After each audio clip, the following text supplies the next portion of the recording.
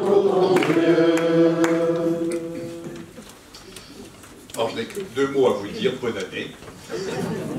Bonne année, bonne santé, sainte année, car nous savons que, bien sûr, vraisemblablement, il y a des épreuves encore qui nous attendent en 2023, mais aussi des grandes joies, et nous voulons, nous chrétiens, vivre tout par lui, avec lui et en lui. Et je vous propose, pour voilà, structurer un petit peu ce petit mot, de prendre ce que nous avons fêté hier, c'est le mystère de l'Épiphanie, parce que ça correspond aussi à ce que peut-être nous sommes appelés à vivre. Et le pape François, dans son homélie de vendredi dernier, pour le 6 janvier, l'Épiphanie, nous invite à avoir cette inquiétude du questionnement, nous invite à marcher ensemble et nous invite à l'adoration. Et bien ces 3 points, je vais essayer de les reprendre un petit peu pour vous souhaiter, à vous aussi, et nous souhaiter tous, car nous sommes tous, je ne vais pas dire dans la même barque, si je parle des rois mages, il faut trouver autre chose, dans la même caravane, et faire en sorte que d'abord nos chameaux soient en bon état, que nous puissions prendre soin de nous, que nous connaissions aussi là où sont les oasis, et là où nous pouvons trouver un peu du réconfort, car la marche est longue, et nous voyons déjà peut-être le bout du chemin, ou le haut de l'escalier, et nous savons qu'il faut gravir la première marche, ou faire un pas, qui nous engage. Alors l'inquiétude du questionnement, d'après notre pape, c'est lorsque ces rois mages sont chez eux et qu'ils ont un tas de questions auxquelles ils cherchent des réponses, et s'ils n'étaient pas questionnants, eh bien ils ne seraient pas sollicités par cet appel à l'inconnu. Il faut voilà, chercher Dieu. La foi, c'est chercher Dieu. L'espérance, c'est le trouver. Mais la foi, c'est le chercher. Et nous sommes tous des chercheurs aussi. Eh bien, c'est ces questionnements que nous avons à vivre, et que lorsque nous nous rencontrons, que nous partageons, eh bien, il y a un tas de questionnements qui peuvent être les nôtres. Et je crois que c'est vraiment très important que nous puissions partager notre questionnement. On sait aussi que 1000 questions ne font pas un doute. C'est pas parce qu'on se pose des questions que forcément ce sont des doutes. Il peut y avoir des doutes, certes, mais aussi ce questionnement. Alors ça rejoint aussi cette démarche synodale, on va en reparler, où justement un certain nombre d'entre nous ont pu s'exprimer. Et dans la synthèse qui ne vous a pas échappé, que vous retrouverez facilement sur le site, l'idée c'est aussi de favoriser l'écoute. C'est l'écoute de la parole de Dieu, mais c'est aussi cette écoute fraternelle, de telle manière que quand on ne vient pas, on n'a pas la même origine, on n'a pas la même sensibilité, on n'a pas le même âge, les questions ne sont pas les mêmes, je peux être interpellé par les questions de l'autre, peut-être que je pourrais apporter des réponses, ou que l'autre aura des réponses à mes questions, mais que nous restions aussi dans cet état de questionnement, qui je crois est tout proche aussi du désir. Il nous faut approfondir la réflexion et savoir nous poser des questions. Alors, comme dans le premier chapitre de cette synthèse de la démarche synodale, le souhait de pouvoir mettre en place des structures aussi d'écoute, on y travaille de telle manière que ça puisse se vivre au niveau diocésain, au niveau aussi local, parce que rien ne vaut aussi le local, à proximité, dans les paroisses et près des communautés et des communautés paroissiales. Voilà, un certain nombre d'entre nous ont déjà vécu des formations. J'aperçois Pascal Bolo, elle peut peut-être lever le bras comme ça. Ça permettra peut-être de repérer les personnes quand je les vois. Excusez-moi parce que je ne vais pas citer tout le monde, bien sûr, et n'ayez pas peur si je vous cite vous, de pouvoir lever la main ou de pouvoir vous montrer, ce qui permet de s'identifier, parce qu'on ne se connaît peut-être pas tous. Voilà. La condition, eh bien, c'est comme apprendre à communiquer, ça ne va pas de soi, apprendre à parler, oser dire des mots sur ce que nous vivons, c'est quelque chose, bien sûr, d'essentiel. L'inquiétude, les inquiétudes, bien sûr, alors le pape en parle à propos de cette inquiétude, ces questionnements intérieurs sur où va-t-on, que fait-on, quel est le sens de la vie, est-ce que ce n'est pas absurde, le sens de l'amour, de la mort, etc. Et puis, les inquiétudes concernant cette année 2023, qui n'a pas commencé dans des conditions forcément très très favorables au niveau politique, au niveau économique, au niveau international.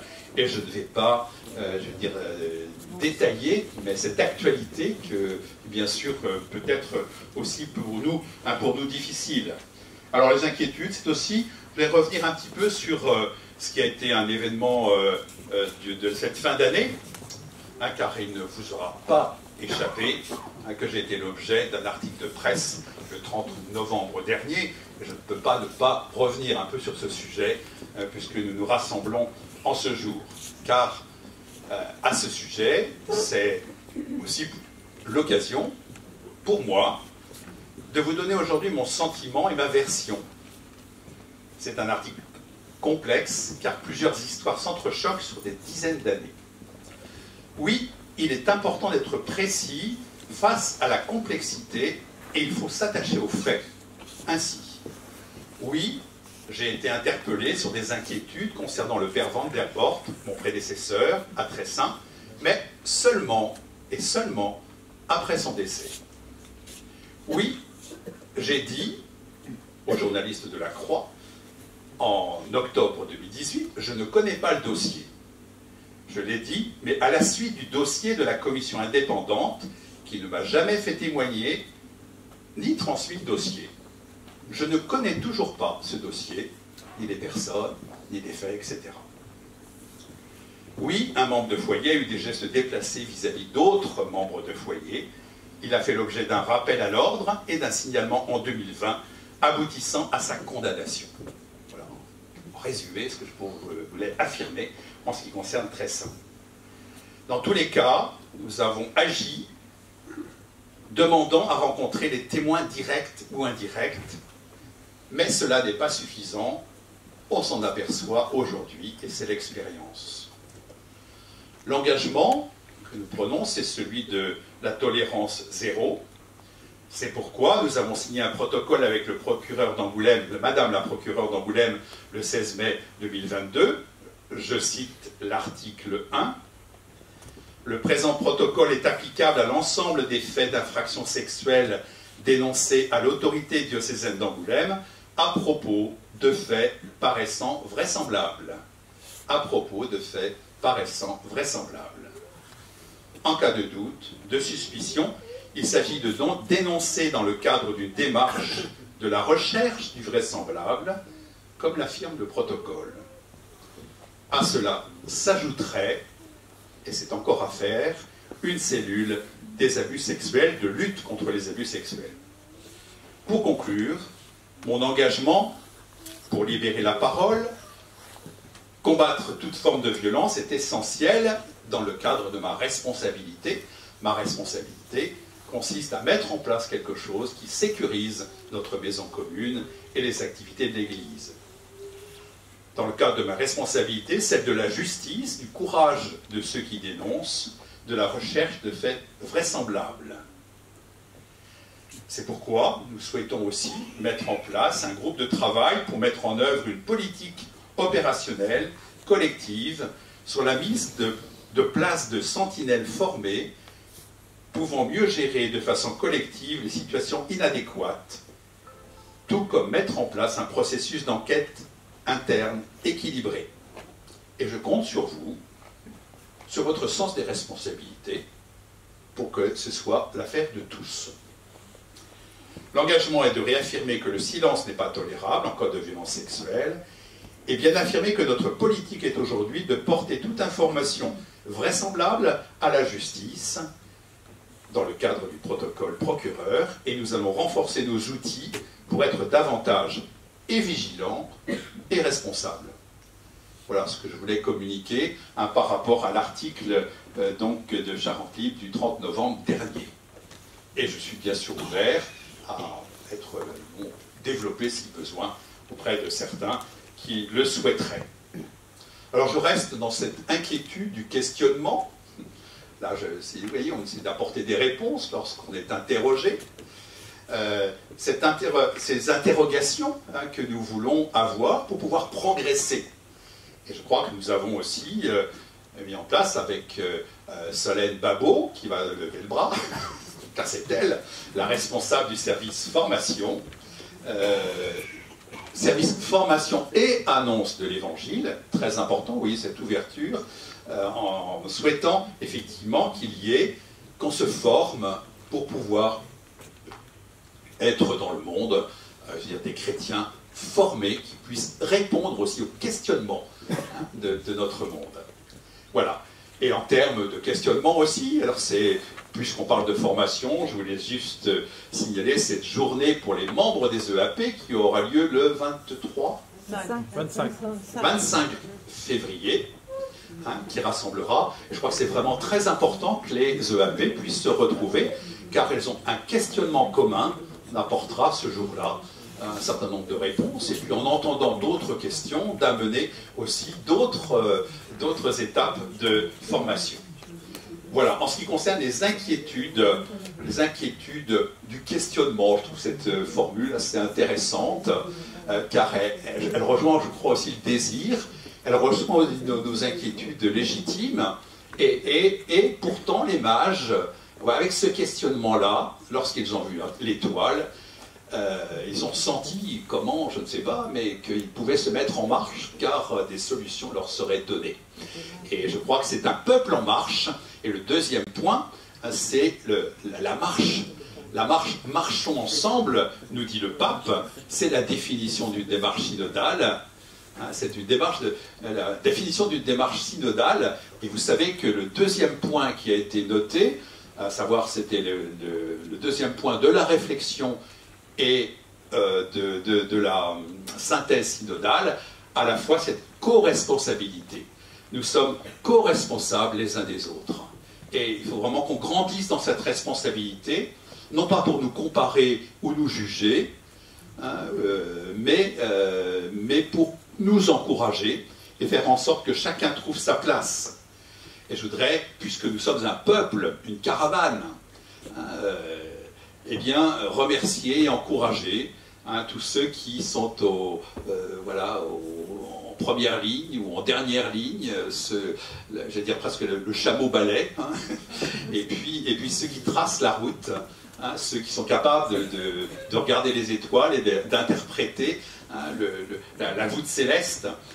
Remercier les prêtres, les diacres, les religieux, et puis tous les laïcs, tous les baptisés, et ceux qui se préparent au baptême, les responsables des membres des services, ceux qui ne comptent pas leur temps pour accompagner les familles en deuil, pour préparer les baptêmes et les mariages, ceux qui dans l'ombre font les comptes, ceux qui lavent et repassent le linge d'autel, ceux qui nettoient l'église et la fleurissent. Et on voit que tout est important, tout est important. Et je crois que dans ces vœux que je voudrais vous présenter, avoir déjà cette reconnaissance pour le travail accompli.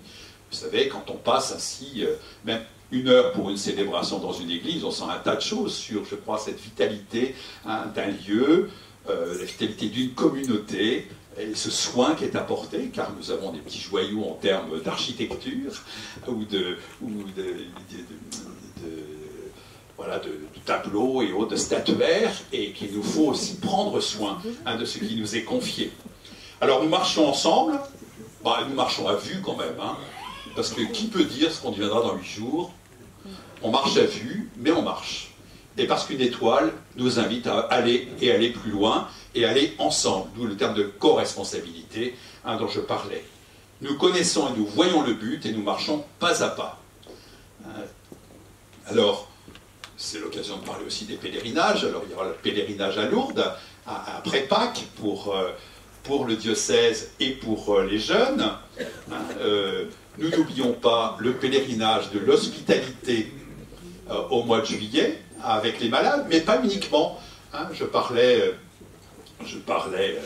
vendredi soir avec Denis Allard, là, sur l'importance aussi, pour un pèlerinage, une hospitalité diocésaine, d'avoir aussi des pèlerins en bonne santé. Pas simplement pour pousser les chariots, mais également pour être là, car c'est un événement d'église, un événement diocésain. Voilà. Et nous n'oublions pas également que nous partirons, un certain nombre d'entre nous, qui ira à Lisbonne cet été, ceux qui savent peuvent lever la main.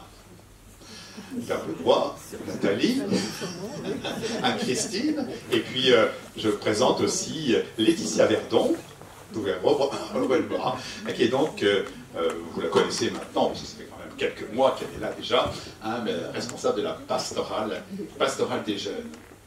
Alors c'est cette idée d'être responsable, de marcher ensemble. Et pourquoi nous marchons ensemble? Eh bien parce que nous sommes pleins d'espérance. Et que nous savons que le Seigneur ne nous abandonne pas. L'espérance parce que nous sommes sauvés. Et je crois que sortir du temps de Noël pour le temps ordinaire, c'est se dire, de toute façon, je sais que demain, j'ai rendez-vous avec le Christ. Et le pape Benoît XVI nous le disait, à savoir dans sa prophétie de 69, que j'ai citée plusieurs fois, donc je ne l'ai pas reprise, mais beaucoup de choses vont s'effondrer, l'Église aura beaucoup à souffrir, mais ce qui compte, c'est qu'il y ait des saints qui acceptent ce chemin de sanctification pour être comme des phares, c'est-à-dire dans la nuit, et afin que les hommes un peu désespérés puissent trouver du réconfort, des réponses à leurs questions, hein, et de pouvoir s'y retrouver le courage de marcher. Je le cite dans Spécial Vie, Benoît XVI dit « La rédemption nous est offerte en ce sens que nous est donnée l'espérance, une espérance fiable en vertu de laquelle nous pouvons affronter notre présent. Le présent, même un présent pénible, peut être vécu et accepté s'il conduit vers un terme, et si nous pouvons être sûrs de ce terme, et si ce terme est si grand qu'il peut justifier les efforts du chemin. » Quand on fait de la randonnée, il y a des moments où on peut être un petit peu flagada, et de voir quelqu'un qui marche avec allégresse ou qui chante à côté, ou si on nous rappelle que, tu sais, là-haut, après la brume, il y a une vue magnifique, hein.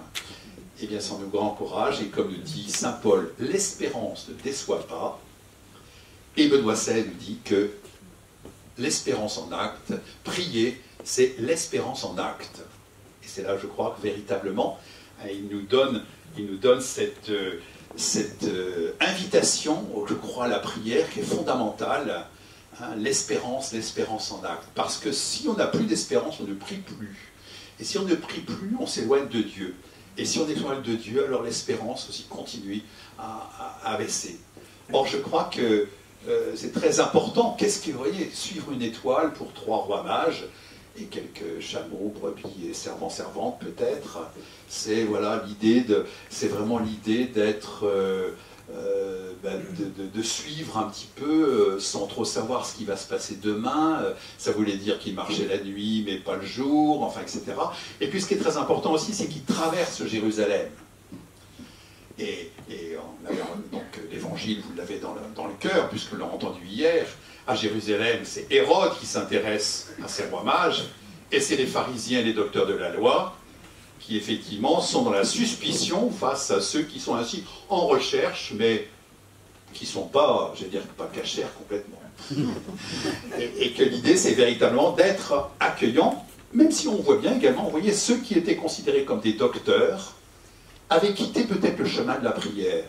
Ils étaient peut-être des intellectuels brillants, mais que vaut être brillant intellectuellement lorsqu'on n'est pas saisi par cet amour et cet amour de Dieu, et que nous ne lui faisons pas confiance au point de nous abandonner.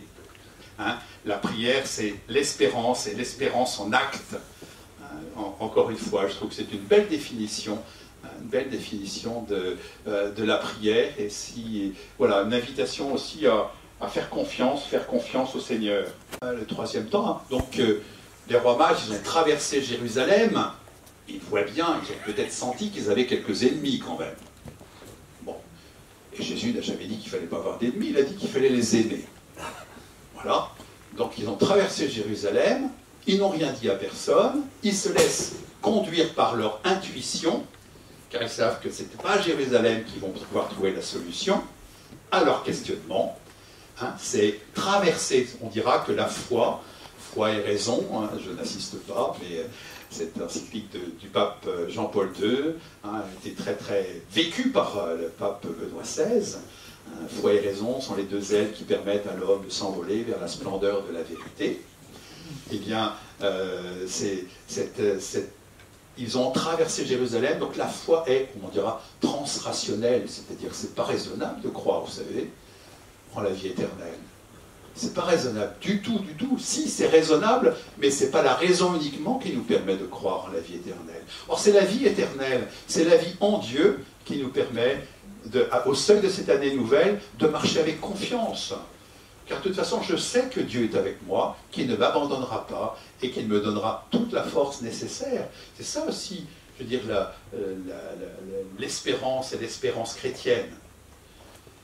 Après ce questionnement, cette inquiétude du questionnement, après ce marcher ensemble, eh bien, ils arrivent au but. Ils arrivent au but, il vit et il crut. Michel Granger disait ce matin qu'effectivement sa méditation c'était, excusez-moi de me citer comme ça, mais comme Saint Jean quand il voit le tombeau vide, voir un tombeau vide, il vit et il crut, il faut quand même le faire. Rentrer dans une crèche où il y a un bœuf, un âne, un beau couple certes, mais un bébé, il croit, il se met à genoux, qui je crois est une attitude fondamentale de respect, d'adoration, pas de soumission servile, car nous allons devenir des fils. Et en même temps, ce respect très important, ce respect et la reconnaissance, ils virent et ils crurent. Donc ils vont ouvrir leur coffre avec l'or, la myrrhe et l'encens, et c'est surtout, ils vont ouvrir leur cœur parce que ce qu'ils cherchent, ils l'ont trouvé. Tu ne me chercherais pas si tu ne m'avais pas déjà trouvé. Et c'est très important de voir que ces mages, après tout ce périple, qui est le périple, je veux dire, peut-être de l'athéisme, de l'incroyance à une foi véritable, qui passe par justement cette étape d'une réflexion théologique, mais la réflexion théologique ne suffit pas. Et que la prière a besoin de se nourrir également, et des Écritures, et de la tradition, et de la dogmatique, etc. Alors, l'adoration, ça rejoint ce que nous allons vivre aussi cette année. Je vous rappelle que dans cet axe ressourcement, qui est un des 6 axes de mission que nous avons précisé en 2018, le ressourcement, eh bien c'est sanctifier le dimanche, se ressourcer par une écoute renouvelée, par des temps de prière, et puis trouver le sens du dimanche. Nous avons déjà commencé à travailler un petit peu avec le conseil pastoral. On va reprendre ça ce mois-ci et reprendre avec les prêtres de telle manière que ce soit toutes les communautés qui soient concernées par ce renouvellement, car c'est le dimanche. Ce n'est pas uniquement de questions, c'est bien sûr la messe, l'Eucharistie, mais ce n'est pas uniquement messe ou pas messe, c'est sanctifier le dimanche, c'est-à-dire aussi dans sa relation à Dieu, la relation aux autres, la relation à la création, la relation à soi-même. On ne peut pas faire l'économie de ces dimensions, sans quoi quelque chose va être bancal.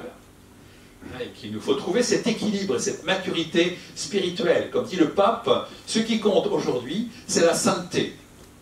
Et notre objectif cette année, c'est la sainteté. Faire les pas que nous pouvons faire pour devenir des saints. La Charente a besoin de saints, parce que le monde a besoin de saints, qui vont être au service de leurs frères, qui vont être lumineux dans leur cœur, et que, dis-moi ton secret, alors même que tu as tellement d'épreuves, comment se fait-il que tu aies tellement la joie? Voilà, mon secret, c'est celui qui m'habite et qui ne me quitte pas. Voilà. Devenir chrétien, c'est ça quand même l'objectif, devenir chrétien. Accepter ses conversions personnelles, communautaires, ecclésiales.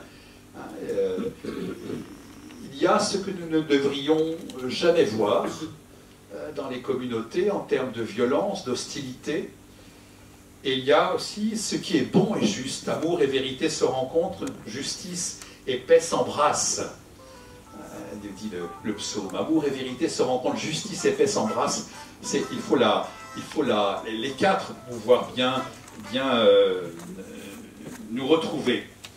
Alors en conclusion, eh bien je dirais je dirais que après le baptême, justement l'épiphanie, nous avons fêté aujourd'hui le baptême du Christ. C'est vraiment la fin du temps de Noël. Et le baptême du Christ inaugure sa mission.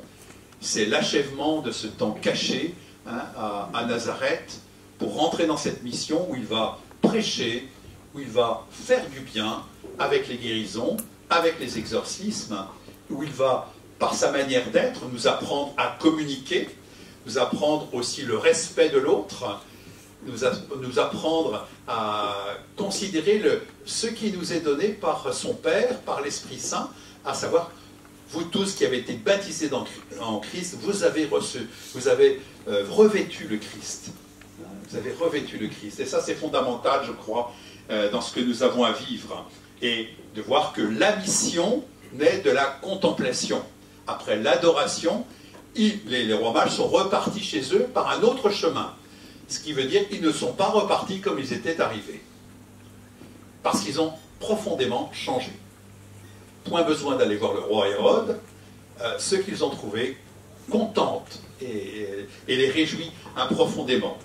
Alors, cette mission que nous avons à vivre, ça me permet d'évoquer un événement important qui sera vécu dans l'Église de France, à l'initiative du Service national pour la catéchèse et le catéchuménat, une démarche, c'est-à-dire qu'il faut tous qu'on se mette en marche. Tous qu'on se mette en marche. La démarche Kérigma, qui s'y clôturera par 3 jours à Lourdes, mais qui a eu une étape aussi diocésaine. Alors une équipe diocésaine est en train de se mettre en place autour de Solène Babot, pour justement permettre aux communautés de s'approprier ce kérigme, qui est l'annonce, ce noyau dur de la foi, afin que nous puissions être véritablement des missionnaires. Je cite quelques mots sur cette démarche kérigma, car c'est une démarche qui est pensée comme un processus dynamique et participatif en 3 phases, placé sous la mouvance de l'Esprit Saint. Elle veut permettre de redynamiser l'activité catéchétique en cette nouvelle étape de l'évangélisation, et à ce titre, aider à situer la place de la catéchèse dans l'évangélisation en lien avec le magistère récent. Donc il y a toute une démarche qui est proposée, et il faut que nous prenions un bon départ. C'est ce que nous essayons de faire aujourd'hui. Alors je voulais vous remercier pour votre présence, et puis ça veut dire qu'on a à la fois du travail. Quand je parlais de la démarche synodale, c'est pas parce qu'une synthèse a été faite que c'est fini. Il y a eu un retour dans les paroisses. Qu'en avez-vous fait? Qu'en faisons-nous? Comment permettre aux communautés d'être vraiment dans cette démarche synodale? Bon, certains avaient pu pas trop prendre le train l'année dernière. Il faut qu'ils le prennent cette année. Point besoin d'avoir participé à la première consultation pour participer maintenant à ce retour de la synthèse synodale diocésaine. Et puis avec les étapes du synode romain en fin d'année, et puis aussi en 2024 maintenant. Voilà un petit peu. Donc les vœux, c'est que nous devenions chrétiens, que nous devenions sûrs que le Seigneur est avec nous et que nous n'avons rien à craindre, et que je sais que si demain ça ne se passe pas bien, eh bien le Seigneur sera avec moi pour me donner la force, ce qui n'empêche pas que, voilà, c'est...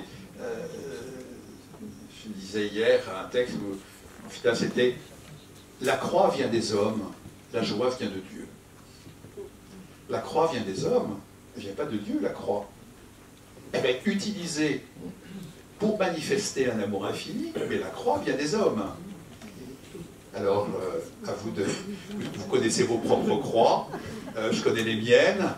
Nous avons aussi des croix communes, des croix concernant l'Église, mais nous voulons certes accueillir la joie dans le sens où c'est le signe de l'esprit, la joie, la paix, et que la paix et la joie peuvent coexister avec cette souffrance, car nous n'oublions pas que ce n'est pas la souffrance qui nous sauve, c'est l'amour du Christ en croix. Et tous ces rendez-vous qui nous attendent, eh bien, c'est une semaine sainte, c'est Pâques, c'est Pentecôte, et en finale, la Toussaint. Et le Christ roi. Alors, on ne sait pas quand est-ce que ça arrivera, la parousie, le retour du Christ. Enfin, si c'est pour la semaine prochaine, autant qu'on soit prêt. Et ce que je vous propose, c'est, avant d'être prêt, il faut, dans le cadre de notre marche et notre démarche, boire le verre de l'amitié et de la fraternité, car c'est très important. mangez un peu, parce que prends et mange, sinon la route sera trop longue pour toi.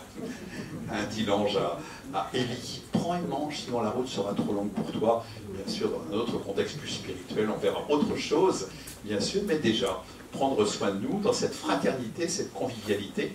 Alors, merci beaucoup pour votre présence, et puis pour ces vœux échangés. Merci Jean-Louis d'avoir accepté un peu au pied levé de donner quelques mots, mais voilà, nous voulons sur les ondes, non pas de la radio, mais les ondes de la fraternité, rejoindre ceux que nous représentons, et demander vraiment au Seigneur de nous bénir tous en ce début d'année. Je propose peut-être juste reprendre le dernier couplet. Les fils d'étrangers rebâtiront tes remparts, et le roi passeront par tes portes. Les fils d'étrangers rebâtiront tes remparts, et le roi passeront par tes portes. Je ferai de toi un sujet de joie, on t'appellera ville du Seigneur. Les jours de ton deuil seront tous accomplis, parmi les nations tu me glorifieras. Jérusalem, Jérusalem, quitte ta robe de tristesse. Jérusalem, Jérusalem, chante et danse pour ton Dieu. Bonne et sainte année à tous.